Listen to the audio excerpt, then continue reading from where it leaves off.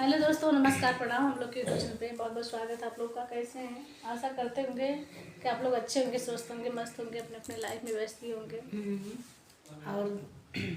और घर में बैठे गाना सुनते रहिएगा। आप लोग खुश रहेंगे तो हम लोग भी खुश रहेंगे। देखिए, कृष्ण भगवान का गाना सुना रही हूँ मैं। कृष्ण भगवान कितना मतलब शरारती थे भगवान। जब भगवान ही शरारती थे तो बच्चे क्यों नहीं होंगे उनके।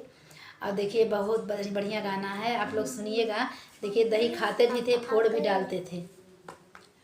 चलो बेटा रुक जाओ, बाद में। दही बेच गईली मथुरा नगरिया, दही बेच गईली मथुरा नगरिया, मथुरा में कन्हैया आ गईले, मथुरा में कन्हैया आ गईले।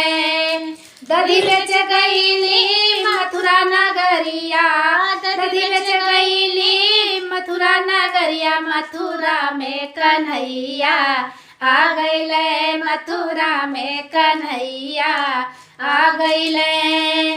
दही मोर खैले मटुका मोरा फोड़ले, दही मोर खैले मटुका मोरा फोड़ले। अरे दही मोर खैले मटुका मोर फोरे, मोरा नरमी कलैया माँ मोर दिहले, मोरा नरमी कलैया माँ मोर दिहले। दधी बेच गईली मथुरा नगरिया, दधी बेच गईली मथुरा नगरिया, मथुरा में कन्हैया आ गईले, मथुरा में कन्हैया आ गईले। पानी भर गईली गंगा जमुना माँ, अगवा में कन्हैया आ गईले। पानी भर गईली गंगा जमुना माँ, अगवा में कन्हैया आ गईले। अरे पानी मोर पिए माटुका मोर फोड़ले, पानी मोर पियले माटुका मोर फोड़े, मोर लाली चुनरिया भिगाए दिहले, मोर लाली चुनरिया भिगाए दिहले। दही बेच गईली मथुरा नगरिया, दही बेच गईली मथुरा नगरिया, मथुरा में कन्हैया आ गईले, मथुरा में कन्हैया आ गईले।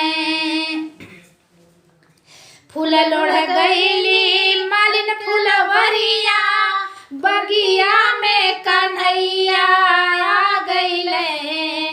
फूल लोढ़ गईली मथुरा, फूल लोढ़ गईली मालिन फुलवरिया, बगिया में कन्हैया आ गईले।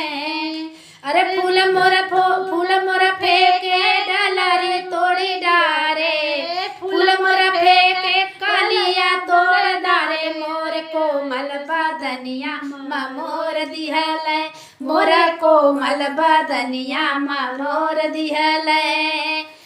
दही बेच गईली मथुरा नगरिया, दही बेच गईली मथुरा नगरिया, मथुरा में कन्हैया आ गईले।